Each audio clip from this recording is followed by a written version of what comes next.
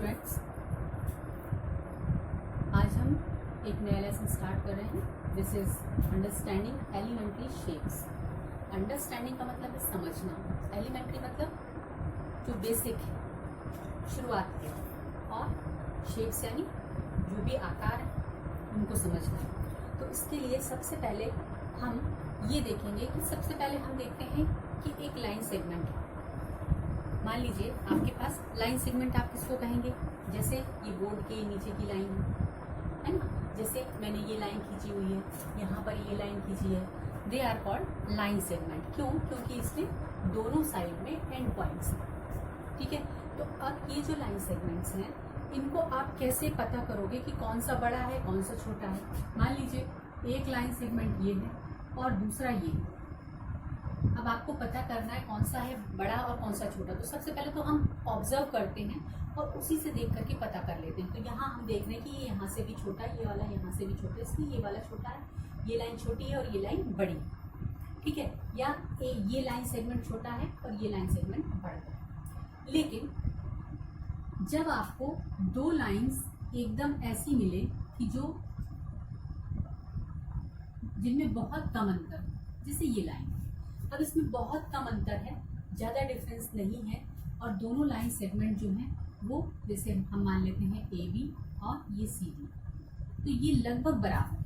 तो अब यहाँ पर हम क्या करेंगे, यहाँ पर हम क्या करते हैं, हम मेज़रमेंट से, मतलब हम इसको मेज़र करते हैं लाइन सेगमेंट को, और मेज़र करके हम पता करते हैं कि ये जो लाइन सेगमेंट है कौन सा वाला बड़ा है। उसके लिए आपके पास कुछ मैथमेटिकल टूल होते हैं जो आप ज्योमेट्री बॉक्स में अपने देख सकते हैं, और उनमें से एक टूल है ये, इसको हम कहते हैं डिवाइडर।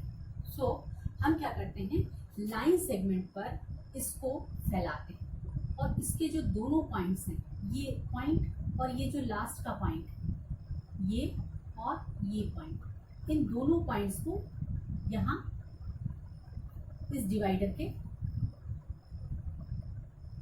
दोनों पॉइंट्स पर रखते हैं।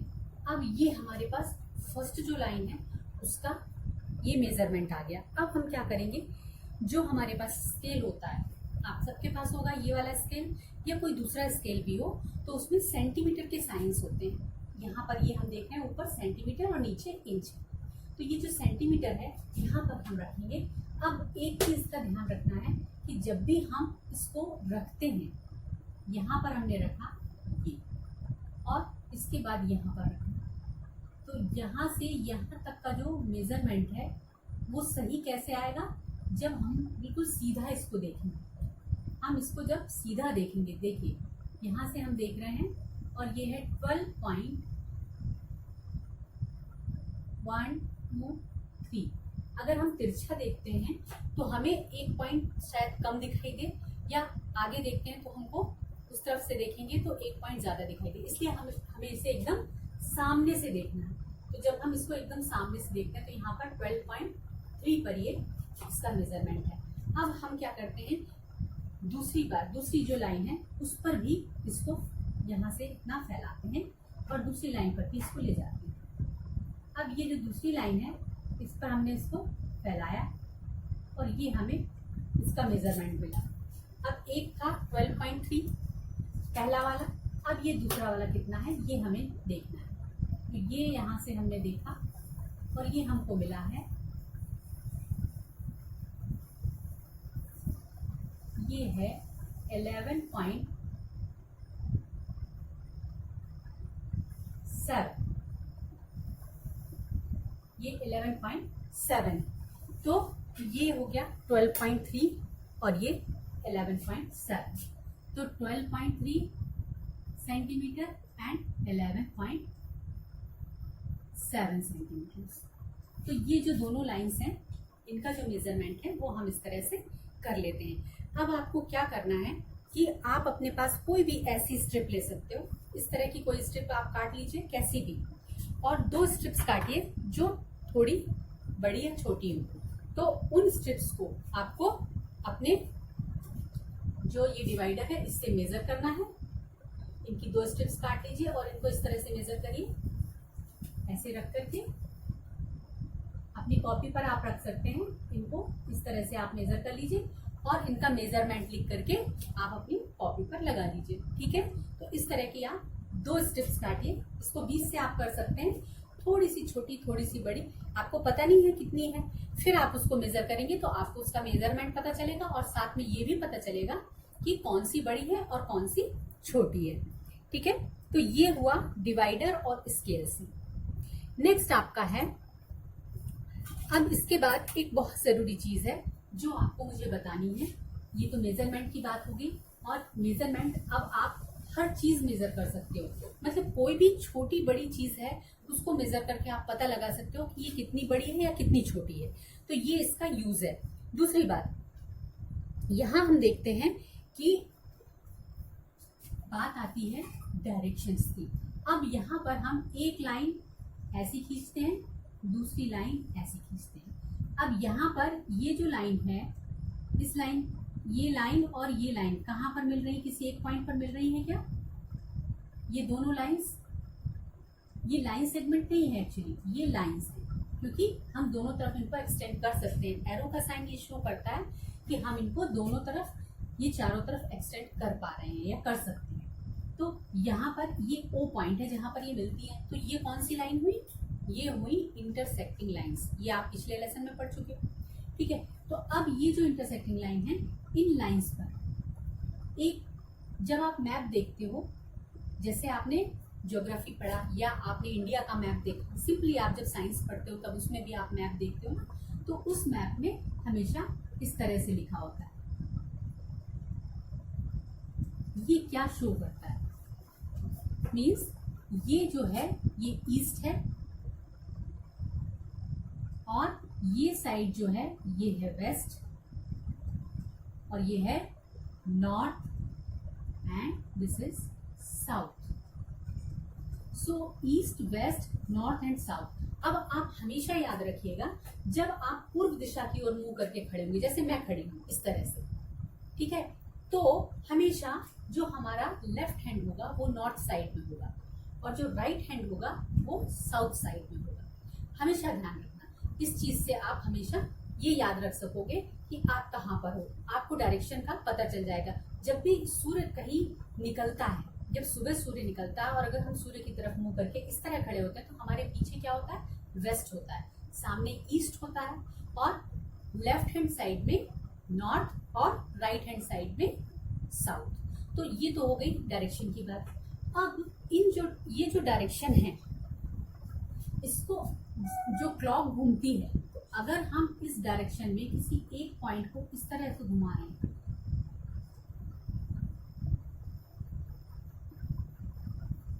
हमने कोई एक पॉइंट इस तरह से घुमाया इसमें, तो ये क्या बन गया? ये तो बन गया सर्कल। ठीक है, अब ये जो सर्कल है, इस सर्कल में क्या बात आती है? ये होता है, यहां हम देखते हैं कि ये जो, अगर हम इसको क्लॉक माने, अगर हम इसको क्लॉक मानते हैं, तो ये होता है 12 o'clock, ये होता है 3 o'clock, ये होता है 6 o'clock, और ये 9 o'clock। अब आप ये इससे जान सकते हैं कि 3, 6, 9 और ये 12। ठीक है, तो ये इस तरह से जब क्लॉक का मूवमेंट होता है तो वो इस तरह से होता है। ठीक है, ये 2 चीजें आपको पता चली, एक तो डायरेक्शन और एक क्लॉक। ठीक है, अब यहाँ पर 12 के बाद 1, 2, फिर 4, 5, 7, 8, फिर 10 एंड 11, इस तरह से बने होते हैं। ठीक है, अब ये एक चीज हो गई। अब इसको समझने के बाद अब आपको मैं बताऊंगी कि इस तरह से एक आपके पास, मान लीजिए ये अगर हम इसको इस तरह से कट कर लेते हैं राउंड शेप में, मान लीजिए हमारे पास एक सर्कल है, जो कि हम कहते हैं कि ये एक क्लॉक है। ठीक है, अब इस क्लॉक को हम इस तरह ले रहे हैं कट करके, और ये जो क्लॉक है हमारे लिए बहुत यूजफुल है। इस तरह से आप अपने घर पे भी इस तरह से कट करके और इससे देख सकते हो कि आप इसमें क्या क्या कर पाओगे। इसमें आप बहुत सारी चीजें सीख पाओगे, जैसे कि ये जो क्लॉक है इसको जब हम फोल्ड करते हैं, देखिए अब मैं इसको फोल्ड करूंगी, यहाँ ये आपके पास ये है। अब इसको हमने फोल्ड किया इस तरह, ठीक बराबर इसके हमने यहाँ फोल्ड किया। अब देखिए इससे एक निशान बन गया। ये जो निशान है, ये जो सीधा निशान है, इससे आप क्या हुआ, ये सर्कल कितने पार्ट में डिवाइड हो गया, 2 पार्ट में। तो एक पार्ट क्या हुआ, हाफ, दूसरा भी हाफ। तो जो ये इसका पॉइंट का जो एक पॉइंट जो यहां से चला और ये मूव किया, ये पूरे हाफ सर्कल में, ठीक है। तो ये जो इसका मूवमेंट है, ये क्या बना रहा है, एक एंगल बना रहा है। ये एंगल जो है, ये सीधा एंगल, इसको हम कहते हैं स्ट्रेट एंगल, क्योंकि ये स्ट्रेट लाइन में है, ठीक है। इसको आप ऐसा भी देख सकते हो, ऐसा भी देख सकते हो। तो ये हो गया स्ट्रेट एंगल। और जो ये पॉइंट यहां से स्टार्ट करके पूरा एक राउंड लेता है, एक रेवोल्यूशन कंप्लीट करता है, तो इस पूरे को हम क्या कहते हैं, कंप्लीट एंगल। ये पूरा जो सर्कल है, this is a complete angle, ठीक है। और ये जो लाइन, ये चूंकि हाफ है, इसको हम कहते हैं स्ट्रेट, ठीक है। अब ये जो स्ट्रेट है, इस स्ट्रेट का हमने क्या किया, फिर इसको फोल्ड किया। अब ये फिर से फोल्ड हो गया और ये 1/4 पार्ट में डिवाइड हो गया। अब ये इसी तरह का हो गया जैसा कि यहाँ पर हम देखते हैं, ठीक है। सेम यही कंडीशन इसकी है। तो ये जो पार्ट है, ये 1/4 है, ये 1/4 है, इसी तरह इसमें ये 1/4 पार्ट हो गया, ठीक है। तो जब ये 1/4 पार्ट है, तो इसको हम कहते हैं राइट एंगल, यानी 1/4 पार्ट में होगा राइट एंगल। ये जो 1/4 पार्ट इसका है, दिस इज राइट एंगल।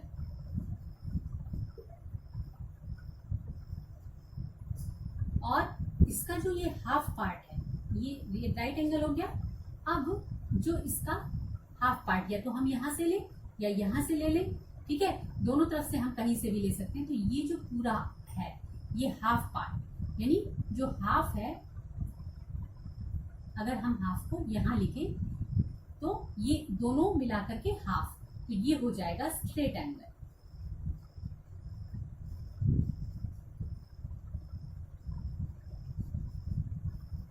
अब इसके बाद आपका जो ये राउंड पूरा कंप्लीट हुआ है, this is called complete angle, ठीक है। अब ये बात आपको क्लियर हो गई इससे, ठीक है। अब यहाँ पर हम ये देखते हैं कि ये जो एंगल्स हैं, है ना, ये एंगल्स हमको कई जगह दिखाई देते हैं। जैसे अब आप देखिए, आप बहुत सिंपल से अपने आसपास की चीजों को नोटिस कीजिए। आपके आसपास सबसे पहले तो आपके पास कॉपी होगी, आप कॉपी देखिए अपनी। जैसे ये है, मान लीजिए ये कॉपी है, ठीक है। वैसे तो ये डायरी है, डायरी या कॉपी आप कुछ भी ले सकते हैं। आपके पास जो कॉपी है, आपकी नोटबुक है या आपकी बुक है, उस बुक में आप देखिए कि ये जो लाइन है, ये लाइन और ये लाइन, क्या ये सिमिलर है? इसको अगर हम यहां रख दें तो क्या ये बराबर आती है? आती है ना। तो इसका मतलब क्या हुआ कि ये जो एंगल है, ये कौन सा एंगल बन रहा है यहाँ पर? ये राइट एंगल बन रहा है। अब हम देखते हैं इस कॉपी का ये वाला हिस्सा रख देते हैं। मान लीजिए ये पूरी लाइन रख दी, तो यहाँ जो एंगल बन रहा है कॉपी पर, वो कौन सा बनेगा? स्ट्रेट एंगल, ठीक है। उसके बाद अब आप देखिए कि हम एक मान लीजिए कोई बैंगल लेते हैं। इस बैंगल को अगर हम लेते हैं तो ये पूरी की पूरी राउंड शेप में, तो यहाँ कौन सा एंगल हुआ? ये कंप्लीट एंगल, ठीक है। तो ये जो कंप्लीट एंगल है, इसको हम देखते हैं। और इसके बाद अब आपको कुछ चीजें और ध्यान करनी है, वो ये कि जैसे ये पेपर है, पेपर फोल्डिंग से आप बहुत सारा काम कर सकते हो। इस पेपर को फोल्ड करके आप ये नाप सकते हो कि कौन सा एंगल है। मान लीजिए ये यहाँ पर है, तो यहाँ पर कौन सा एंगल बनेगा? ये हम देख सकते हैं कि ये राइट एंगल बन रहा है, ठीक है। अब इसी को हम, जैसे हमने इसको एक फोल्ड किया, दूसरा फोल्ड किया, अब जब हम इसको तीसरी बार इस तरह फोल्ड करते हैं, अब आप ध्यान से देखिएगा, जब हम इसको इस तरह से तीसरी बार फोल्ड कर रहे हैं, और यहाँ पर जब तीसरी बार फोल्ड करते हैं, तो आप देखोगे कि यहाँ पर ये जो एंगल्स बने हैं, मैं इनको रेड पेन से बना रही हूँ ताकि आपको दिखाई दे। ये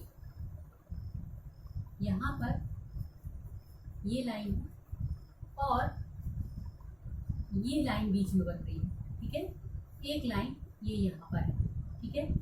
तो यहाँ पर हम ये देख रहे हैं कि ये जो लाइन है सीधी लाइन है, यहाँ जो एंगल बनेगा वो स्ट्रेट एंगल, ये कंप्लीट एंगल, और यहाँ जो एंगल बनेगा वो राइट एंगल, और राइट एंगल के अंदर से ये जो लाइन जा रही है, ठीक है। तो ये जो एंगल बनेगा ये कैसा बनेगा, ये 90 से कम होगा, ठीक है। तो 90 से जो कम वाला एंगल है जो कि यहां बन रहा है, हम देख रहे हैं ये यहाँ पे बीच में कहीं बनता है, यहाँ पे जितने भी एंगल्स बनते हैं ये यहाँ बन रहा है, ये इस तरह से बन रहा है, ये वाला एंगल मतलब ये एंगल। तो ये क्या है, ये 90 मतलब 90 क्या, राइट एंगल से कम। अभी हमने डिग्रीज नहीं देखी है, अभी हम केवल ये कहेंगे कि ये राइट एंगल से थोड़ा कम है, या राइट एंगल से जितने कम वाले होते हैं वो कौन से एंगल्स होते हैं, वो होते हैं एक्यूट एंगल, जो राइट एंगल से कम होते हैं, जिनकी वैल्यू राइट एंगल से कम होती है, राइट एंगल से जो छोटे होते हैं। हम इस तरह से समझते हैं, smaller than right angle, right angle से स्मॉल होते हैं या कम होते हैं, वो यहाँ पर क्या होते हैं, एक्यूट एंगल। और उसके बाद हम यहाँ पर एक और लाइन बन रही है, ये हम देख रहे हैं, इसमें यहाँ से देख सकते हैं ये जो लाइन बन रही है, ठीक है। अब यहाँ पर ये वाला पूरा एंगल, ठीक है। तो यहाँ जो पूरा एंगल मीन्स यहाँ से कोई लाइन बनेगी, ये आएगी, और ये लाइन, ये पूरा यहाँ से ये वाला, ये जो एंगल होगा, इस एंगल को जब हम लेंगे तो ये पूरा बड़ा वाला एंगल, ये कितना है, ये राइट एंगल से थोड़ा ज्यादा है, तो हम इसको क्या कहेंगे, ऑब्ट्यूज एंगल। ये एंगल होगा ऑब्ट्यूज एंगल, ठीक है। अब इसके बाद भी एक एंगल और होगा जो कि आपका 180 डिग्री से ज्यादा होगा। हम यहाँ देख रहे हैं कि यहाँ पर भी एक लाइन ऐसी बनती है, इस तरह से, मीन्स ये जो एंगल है वो ये पूरा एंगल लेता है, मतलब जो लाइन यहाँ आ रही है, ठीक है। और जो एंगल है वो कितना जा रहा है, ये 180 से ज्यादा, मतलब ये 180 मतलब स्ट्रेट एंगल, यहाँ हम 180 की बात नहीं करेंगे, स्ट्रेट एंगल की बात करेंगे। तो स्ट्रेट एंगल से जो ज्यादा है वो क्या होगा, रिफ्लेक्स एंगल होगा, ठीक है। तो एक चीज हमें समझ में आई, less than right angle, less than right angle क्या हो जाएगा आपका, एक्यूट एंगल, ठीक है। और more than right angle, obtuse angle, ठीक है। और इसके बाद more than straight angle, straight angle यानी जो एंगल सर्कल को हाफ करने पे बने, मीन्स ये वाला एंगल, ये जो एंगल बन रहा है ये आपका है स्ट्रेट एंगल। तो स्ट्रेट एंगल से ज्यादा कौन सा हो जाएगा, रिफ्लेक्स एंगल। अब ये चीजें हमें समझ में आ गई। इसके बाद हम क्या देखते हैं कि अब इन चीजों को मेजर करने के लिए, इन सभी चीजों को मेजर करने के लिए, अब पहली बात तो हमने ये देखी east west north and south, फिर उसके बाद हमने देखा कि ये क्लॉक जो है वो भी इसी में बनती है, तो क्लॉक में ये 12, 3, 6 एंड 9। इसके बाद हम यहाँ देखते हैं कि जब हम पेपर फोल्ड करते हैं, पेपर फोल्ड करके जब हम लेते हैं तो इस तरह से इसमें लाइंस बनती है, तो उनमें हम देखते हैं कि ये जो है सबसे पहले तो स्ट्रेट एंगल बनता है, पहले तो ये कंप्लीट एंगल हुआ, फिर स्ट्रेट एंगल, उसके बाद फिर हुआ आपका राइट एंगल, ठीक है। राइट एंगल के बाद फिर जो राइट एंगल से कम है, लेस देन राइट एंगल है एक्यूट एंगल, फिर राइट एंगल से ज्यादा है तो ऑब्ट्यूज एंगल, और स्ट्रेट एंगल से मतलब इस पूरे एंगल से भी ज्यादा है तो वो क्या होगा, रिफ्लेक्स एंगल। ठीक है। अब इन एंगल्स को जैसे कि हम मेजर करते हैं लाइन को, उसी तरह से जो एंगल्स हैं उनके मेजरमेंट के लिए भी इसी तरह से एक इंस्ट्रूमेंट बनाया गया जो शो करता था, क्या शो करता था, ये एंगल्स को शो करता था। तो ये जो है यहाँ पर हम देख रहे हैं, इसको अगर हम इसके बीचों बीच रख दें, ये हमने रखा और हम देख रहे हैं ये 0 हो और ये 180 है। ठीक है। तो 0 और 180, तो ये हो गया हाफ, तो आधा है ना। अब ये तो पूरा फुल है, फुल है तो कितना है, ये 180 हुआ और यहाँ आया तो ये 90, यहाँ से फिर ये 180। अब ये जो यहाँ गया तो ये क्या हो गया, पूरा जो पहुंचा वो कितना हो जाएगा, 360 डिग्री। मीन्स हाफ एंगल ये इधर का और हाफ ये, यानी 180 कितना हो गया, 360 डिग्री। ठीक है। 360 डिग्री का जो एंगल है वो होगा कंप्लीट एंगल। मतलब जब आप कंप्लीट एंगल को लिखोगे तो कंप्लीट एंगल कितना हो जाएगा,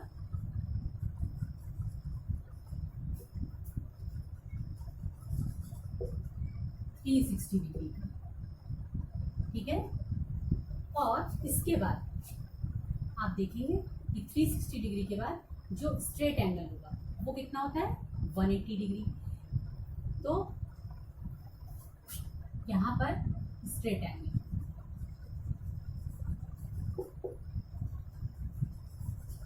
ये हो जाएगा 180 डिग्री। इसके बाद आता है राइट एंगल, राइट एंगल हो जाएगा 90 डिग्री। ठीक है। अब ये 3 चीजें तो हो गई। इसके बाद अब आप ये देख सकते हो कि इसमें एक्यूट एंगल कितना होगा, लेस देन राइट एंगल का मतलब क्या हुआ, अगर यहाँ हम देखते हैं इसको रखते हैं तो ये 0 होता है और ये होता है 180 डिग्री, तो ये होता है यहाँ पर 90 डिग्री। ठीक है। तो हम यहाँ देख रहे हैं कि 0 to 90 के बीच में, जो 0 से 90 के बीच में जब होता है तो ये क्या होता है, एक्यूट एंगल होता है। फिर मोर देन राइट एंगल मतलब 0 से लेकर 180, यानी इसके बीच में, यहाँ पर 90 से आगे और 180 के पहले यहाँ पर आता है तो कौन सा एंगल होता है, 0 to 180, ये हो जाता है आपका, ये 90 to 180, 90 to 180 मतलब 90 से यहाँ से और 180 डिग्री के बीच में जो भी एंगल बनता है वो क्या बनता है, ऑब्ट्यूज एंगल, मतलब मोर देन राइट एंगल। फिर more than straight angle, straight angle 180 से ज्यादा लेकिन 360 से कम, 180 से ज्यादा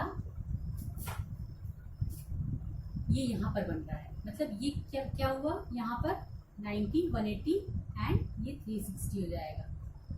तो यहाँ पर ये जो एंगल बनेगा 180 टू,